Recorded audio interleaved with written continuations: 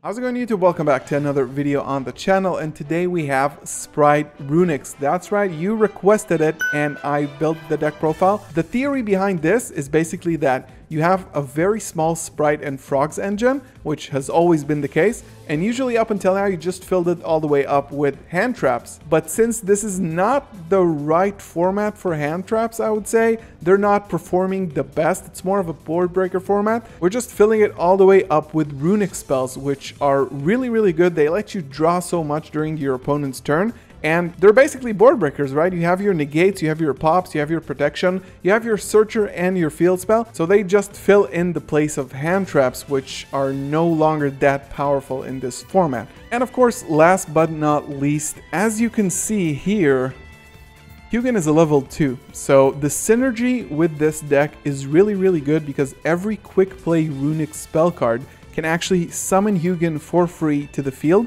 so you don't even have to rely on your normal summon, right? If you have Hugin, you can already special summon blue to the field and start your combo from there with the field spell already on the field. Before we get started, make sure you leave a thumbs up on the video and subscribe if you are new here. Welcome into the channel. I hope you enjoyed this deck profile and a lot more content that we have coming. Let's jump right into the profile. So jumping right into the profile, we have the minimum Sprite package. You have your 3 Jets, you have your 3 blues, you have the 1 red, 1 carrot, and then we have 3 starter.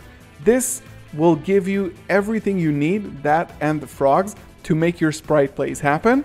And the filler, what you protect your plays with, is basically all the Runick cards that let you play, break boards, and also draw an incredible amount of cards. Of course, we have the frog package, we have 3 swap, we have the 1 Ronin, and we're also playing the nimble package. We have the 3 nimble beaver, we have the 1 angler, and we're also playing 1 foolish burial to send this guy to the graveyard to then special summon 2 of these.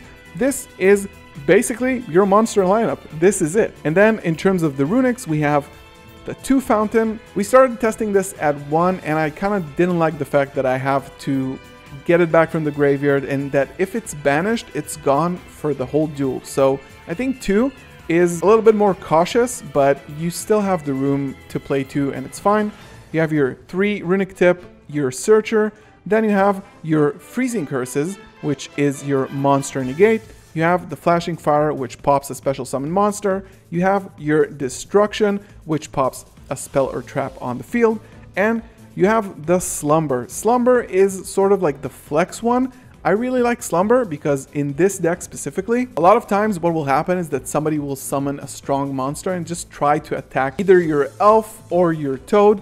And this basically says that you can either target one of those monsters to protect it from being destroyed by battle, or just target your opponent's monster and that monster can't attack until the end of the turn. So it's sort of for protection, and of course it banishes as well. And we have the one-offs. We have the 1 smashers. Mystic Mine is still a thing. We have the terraforming to get to the field spell, so you're basically playing 3, but you can search it really easily without having to discard for Hugin.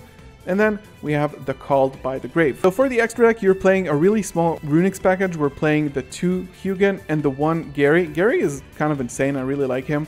And he also gets you the field spell back from the graveyard. Hugin is sort of like the starter. It searches for your field spell, but she's a level 2, right? This is a level 2. You summon her for free with 1 of your Runick quick plays, and then you just start off your combo, and we're going to show that in a minute. So these are your Runicks. We're playing the 2 Gigantic Sprite. We're playing the 1 Toad because this is still a frog deck. And then for the links, we're playing the 1 Almirage. We're playing 3 Elf. We're playing 1 Masquerena. We're playing Dark Area, which is really good. It's really good in the mirrors today, and it's also really good against tier limits because of Rhino Heart and also because of the dangers. So I think it's really worth playing. We have the Nightmare Unicorn, and we have, of course, Access Code Talker to go in for game. So I'm actually gonna shuffle my deck so we can do a test hand with this deck. This deck, I think, is really fun. It utilizes the best things about both decks, which I think is really cool. And Hugin being a level 2 just starts off your combo, so you don't really have to rely on your normal summon getting through. So here we go. We're gonna draw the first 5 cards of our deck, and then we're gonna see what we have here. So we have Slumber, we have Swap Frog, we have Blue, we have Freezing Curses, and we have Ronin Totem. So it's a pretty good hand. I think Ronin here is definitely a brick, but you have your starters basically here, and you have a way to go into your field spell. So what I would do here, and of course if this is turn 1, you don't really care about your battle phase anyway, so we would just start with the Freezing Curses to get 1 copy of Hugin out of our extra deck. We summon Hugin, and then we're gonna activate the effect. We can definitely discard the Ronin Totem here to search for the field spell, and then we can just search for Fountain from our deck and activate it.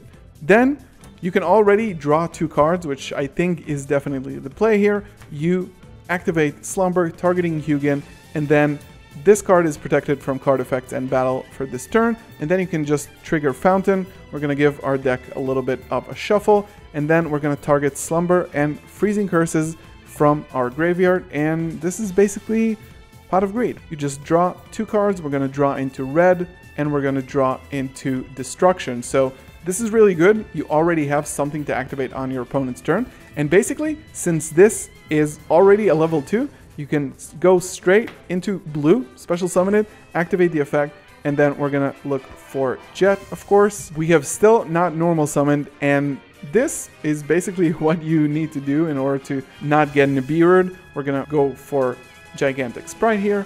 We're gonna detach the blue here and summon, of course, another swap from our deck. We're gonna activate Swap to throw to the graveyard another Swap Frog, and this is our last one in the deck, which is really good. Here we can keep the Swap Frog in our hand for follow-up next turn because we already have everything we need for the Elf and the Toad, and we're just gonna go straight into Elf. We're gonna activate Elf and target the swap. We're not gonna throw anything anymore.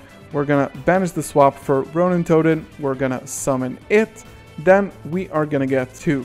Totally awesome, of course. And now we still have 4 cards in our hand to play with. This is your Sprite board, right? But you can also go, of course, for red. You can go for Jet, so you can have a follow-up with Starter and also Fodder for red. So we're gonna get Starter to the hand. And then what we have here is basically 2 negates or 3 negates with Elf bringing back the Toad. We have the Starter, the Swap, and the Destruction. So basically, next turn, if you have like a field spell activation or something that you can pop with this, you're just gonna activate Destruction, pop that, and then during your opponent's turn, you're gonna trigger the field spell. The field spell is gonna put Destruction to the bottom, and you're just gonna draw 1 during your opponent's turn.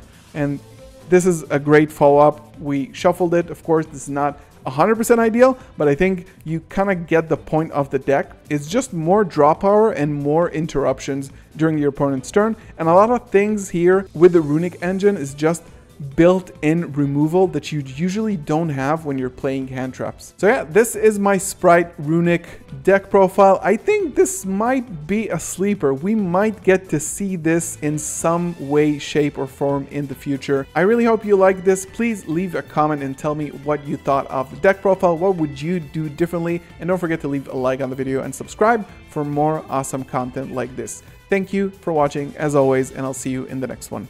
Peace.